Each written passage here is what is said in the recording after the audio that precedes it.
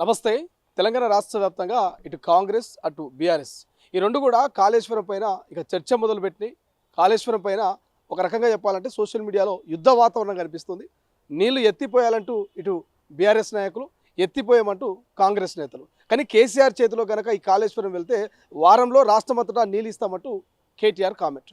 Right now discuss చేసే ప్రయత్నం చేద్దాం. ప్రస్తుతం మనతో పాటు కాంగ్రెస్ పార్టీ సీనియర్ నేత, రాష్ట్ర గ్రంథాలయ చైర్మన్ డాక్టర్ రియాజ్ గారు ఉన్నారు.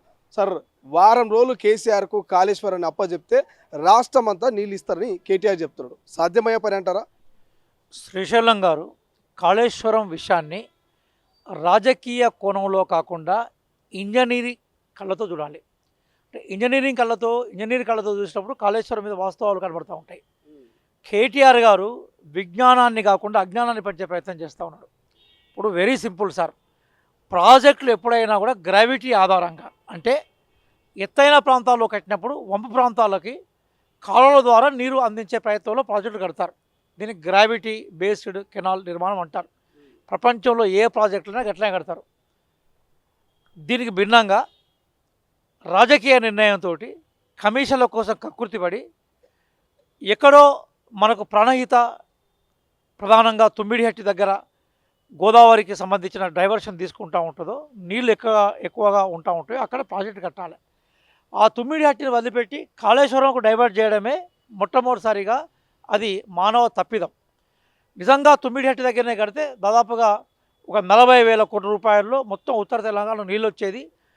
80 టీఎంసీల నికర జలాల నిల్వ ఎప్పటికీ ఉండేది.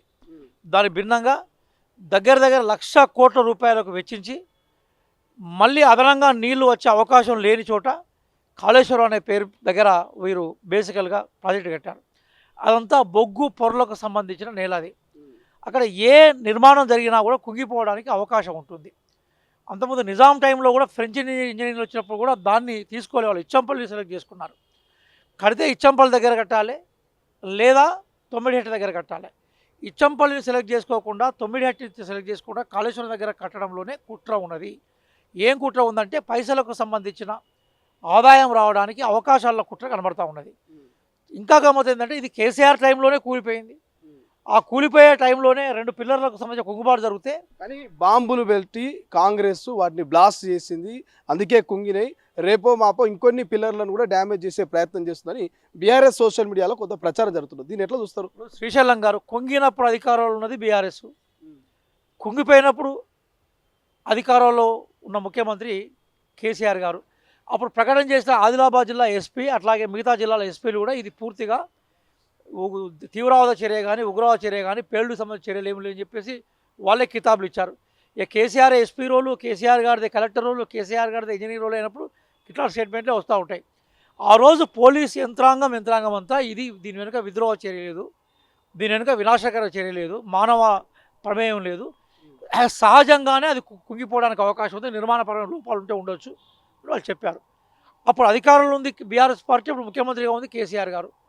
తర్వాత మనకి చాలా క్లియర్గా దేశంలో నేషనల్ డ్యామ్ సేఫ్టీ అథారిటీ వాళ్ళు ఎవరుతున్నారో వాళ్ళు చాలా క్లియర్గా ఈ కుంగుబాటు చాలా డేంజర్గా ఉన్నది, ఈ కుంగుబాటుకు సంబంధించిన ఇష్యూస్ మీద మనం చర్యలు తీసుకోకుంటే మొత్తం డ్యామే కొట్టుకుపోయే అవకాశం ఉన్నది, ఈ డ్యామ్ కొట్టుకపోతే లక్షలాది మంది మరణించే అవకాశం ఉంది, లక్షల ఎకరాలు మునిగిపోయే అవకాశం ఉన్నది. కాబట్టి మీరు అక్కడ నీళ్ళని నిల్వ ఇయ్యద్దని చెప్పారు. Central authority clearly state that it cannot be used, it should not use, but it must not be use for the preservation of water అని చెప్పింది. నీటి నిల్వకు ఇది ఉపయోగపడకుండా ఉండాలి, వచ్చిన నీళ్ళని వచ్చినట్టు పంపించమని చెప్పారు. అప్పుడు మేము అధికారంలోకి వచ్చాం. మనకి నేషనల్ డ్యామ్ సేఫ్టీ అథారిటీ వాళ్ళు చెప్పినట్టుగానే నీళ్ళను కనుక నిల్వ పెడితే ఏమైందంటే ఆ నిల్వ ఉన్న నీళ్ళు డ్యామేజ్ని మొత్తం కొట్టేస్తే భద్రాచలంలో వరకిపోయి మొత్తం మానవాళి వినాశం అయ్యే అవకాశం ఉంటుంది, పంట పొలాలు మునిగిపోయే అవకాశం ఉంటుంది.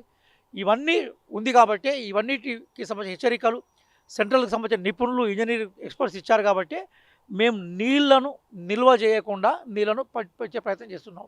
ఇది వాస్తవం సార్. ఈ వాస్తవాన్ని గమనించని కేటీఆర్, ఈ విజ్ఞానాన్ని పంచడానికి కనీస పరిజ్ఞానం లేని కేటీఆర్, ఇంజనీరింగ్ చదవని కేటీఆర్ గారు కానీ, కేసీఆర్ గారు కానీ, ఇంజనీరింగ్ని మధ్యలో వదిలిపెట్టిన హరీష్ రావు గారు కానీ, వీళ్ళందరికీ కూడా వాస్తవాలు తెలివాయి. వీళ్ళేమి ఇంజనీర్లు కాదు కదా సార్. అసలు ఎలినో మీద అవగాహనే లేదు ముఖ్యమంత్రికి అనేది వాళ్ళ స్టేట్మెంట్. మరి మీరేమో కాళేశ్వరం మీద ఇంజనీరింగ్ మీద అవగాహన లేదంటూ రివర్స్ కౌంటర్ ఇస్తా ఉన్నారు. ఇప్పుడు ఎల్నినో మీద ఎవరికి అవగాహన ఉంటుంది సార్? జియోగ్రఫీ చదివిన వాళ్ళకి కానీ, లేదా ఎన్వైరన్మెంట్ ఇష్యూస్ని పరిజ్ఞానం ఉన్న వాళ్ళకి కానీ, ఓషియానోగ్రఫీ సముద్ర శాస్త్రం ఉన్న వాళ్ళకి తెలుస్తుంటుంది. లేదా మీరు ఒప్పుకుంటున్నారా ముఖ్యమంత్రి గారికి అవగాహన లేదని? వినండి, మిగతా వాళ్ళం మనం ఏం చేస్తూ ఉంటాం అంటే మనం ఏం చేస్తుంటాం అంటే ఎక్స్పర్ట్స్ చెప్పిన విషయాలను వింటుంటాం.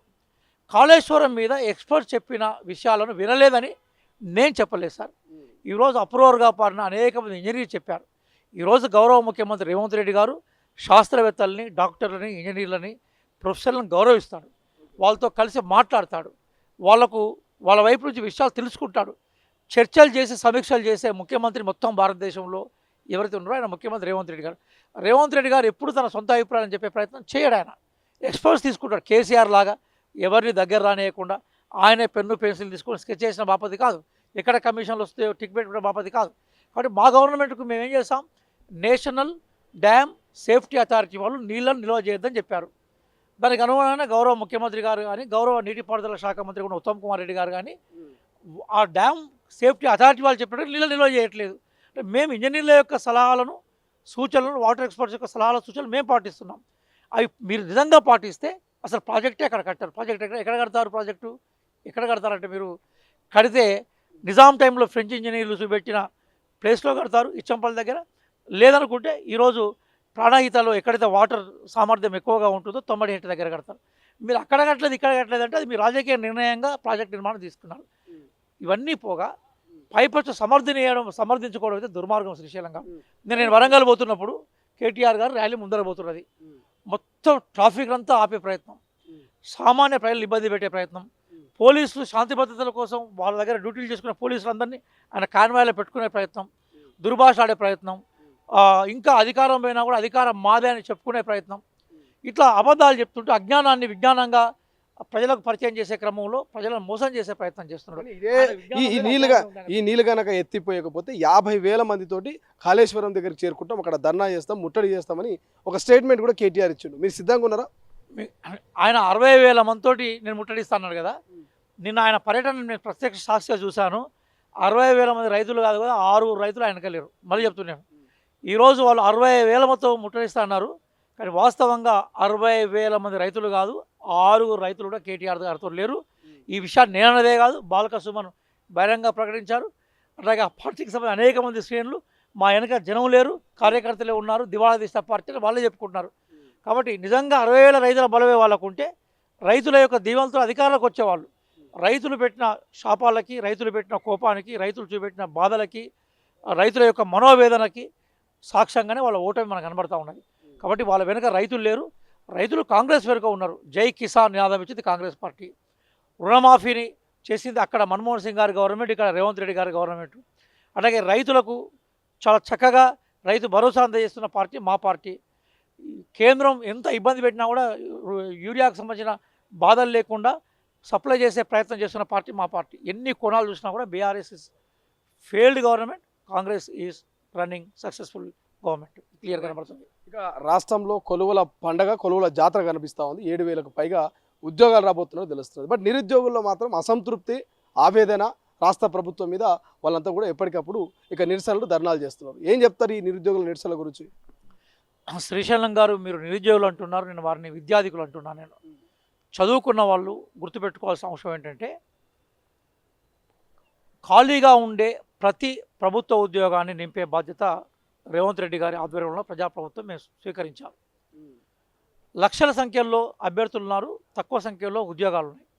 ఆ టైంలో కేవలం ప్రభుత్వ ఉద్యోగ నోటిఫికేషన్లే కాకుండా ఉపాధి అవకాశాలు పెంచాలనే ఉద్దేశంతో మేము స్కిల్ ఇండస్ట్రీస్ కోసము, స్కిల్ డెవలప్మెంట్ ప్రోగ్రామ్ కోసం యూనివర్సిటీ సపరేట్గా ఎస్టాబ్లిష్ చేస్తాం.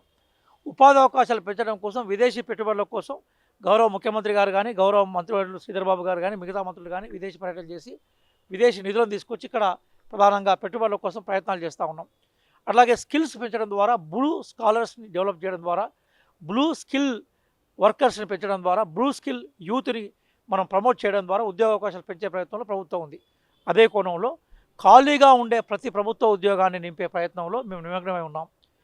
మొన్నటిదాకా ఉద్యోగ ప్రకటనలకు సంబంధించిన ఇష్యూస్లో గతానికి సంబంధించిన లీగల్ మనకి హార్జిల్స్ ఉండడం వల్ల వాటి క్రమక్రమంగా పరిష్కరించి గతానికి సంబంధించిన మొత్తం టోటల్గా ఎన్ని నోటిఫికేషన్లు ఉంటే నోటిఫికేషన్లు దాదాపుగా 70,000 ఉద్యోగాలను భర్తీ చేశాం మేము. అందులో 20,000 పోలీసు ఉద్యోగాలు ఉన్నాయి, 11,500 డిఎస్సి ఉద్యోగాలు ఉన్నాయి, 10,000 గ్రూప్ 4 ఉద్యోగాలు ఉన్నాయి, గ్రూప్ 2 గ్రూప్ 2 కలిసి మరొక 3-4 వేల ఉద్యోగాలు ఉన్నాయి. ఇవన్నిటిని మనం బేరీజ్ వేసుకుంటే దాదాపుగా 67 నుంచి 70,000 వరకు ఉద్యోగాలు నింపాం. ఇప్పుడు మళ్ళీ ఖాళీగా ఉన్న ఉద్యోగాల మీద ముఖ్యమంత్రి గారే జూన్ 2న స్వయంగా ఆయన ప్రకటన చేశారు. నేను మీ ద్వారా నిరుద్యోగ మిత్రులకు విజ్ఞప్తి చేసేందంటే, ఉద్యమాలు అనేవి మీ యొక్క ఆవేదనని, మీ ఆలోచనల్ని, మీ ఆశల్ని రిఫ్లెక్ట్ చేస్తాయి. దాన్ని మేము గౌరవిస్తాం. అదే సందర్భంలో వచ్చిన అవకాశాలను కూడా తీసుకునే క్రమంలో మీరు చదువులో నిమగ్నం కండి.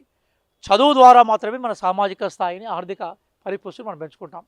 దయచేసి ఉద్యమ నాయకులను చాలా బ్రిలియంట్ వాళ్ళు, చాలా ఉత్సాహం ఉన్నవాళ్ళు, కానీ వాళ్ళకున్న ఉత్సాహం, వాళ్ళకున్న ఇంటెలిజెన్స్ అంతా కూడా వృధా కాకుండా ప్రిపరేషన్లో నిమగ్నం కామని నేను విజ్ఞప్తి చేస్తున్నాను. రాబోయే ఎలక్షన్సే కాదు, భవిష్యత్తులో కూడా గవర్నమెంట్ వచ్చేది కాంగ్రెస్ పార్టీ కాబట్టి ఎన్ని ఖాళీగా ఉంటే అన్ని ఉద్యోగాల భర్తీకి మేము అది చేస్తాం. దశల వారీగా నింపుతాం. ఈరోజు పోలీస్కి అలైడ్ డిపార్ట్మెంట్లకు సంబంధించి 7,000 ఉద్యోగాలు చెప్పాం. మిగతా ఉద్యోగాల ప్రకటన మళ్ళీ త్వరలో రావడానికి అవకాశం ఉంటుంది. కాబట్టి ఇది ఒక నిరంతర ప్రక్రియ కాబట్టి మీరు వ్యక్తిగత ఆవేశాలకి లేదా మిగతా ప్రతిపక్ష పార్టీలు ప్రధానంగా బీఆర్ఎస్, బీజేపీ ఉచ్చులో పడకుండా, వాళ్ళు మిమ్మల్ని ప్రోగేట్ చేస్తూ అయిపోకుండా, కొంతమంది వాళ్ళకు వాళ్ళ రాజకీయ నాయకులు ఎదే క్రమంలో మిమ్మల్ని వాడే ప్రయత్నం చేస్తున్నారు. వాళ్ళకు దూరంగా ఉండి చదువు మీద నిమగ్నం చేయండి. మీ ప్రిపరేషన్, మీ హార్డ్ వర్క్, మీ చిత్తశుద్ధి, మీ నైపుణ్యాలు, మీ నాలెడ్జ్, మీ ఇంటెలిజెన్స్ మాత్రమే మీకు ఉద్యోగాలు ఇస్తుంది. ఆ దిశగా మీరు నిమగ్నం కావాలని, ఇక ఉద్యోగాలకు సంబంధించిన ప్రకటనలు స్టార్ట్ అయినాయి కాబట్టి మీ ప్రిపరేషన్ని వేగవంతం చేయాలని మీ ద్వారా వారికి నేను విజ్ఞప్తి చేస్తున్నాను sir. Thank you so much. ఇది నిరుద్యోగులంతా కూడా ఉద్యోగాలు నిరంతర ప్రక్రియ, రాష్ట్ర ప్రభుత్వం ఇచ్చిన హామీ నిలబెట్టుకుంటుంది కాబట్టి ఉద్యోగాల కోసం ప్రిపేర్ అవ్వండి తప్ప ప్రతిపక్షాల ట్రాప్లో పడొద్దని చెప్తా ఉన్నారు. మరోవైపు ఇక పంప్ హౌజు, కాళేశ్వరంకి సంబంధించి కనీస అవగాహన లేకుండా ఒక ఇంజనీర్లా మరి వ్యవహరించినటువంటి కేసీఆర్ పైన కూడా డాక్టర్ రియాజ్ మండిపడుతున్నటువంటి పరిస్థితి. చూద్దాం కాళేశ్వరం ఇష్యూ ఇంకా ముదురుతుందా లేక ఇక్కడితో పులి స్టాప్ పడుతుందా అనేది. కెమెరా పర్సన్ అజయ్తో శ్రీశైలం, తొలి వెలుగు, హైదరాబాద్, గాంధీ భవన్.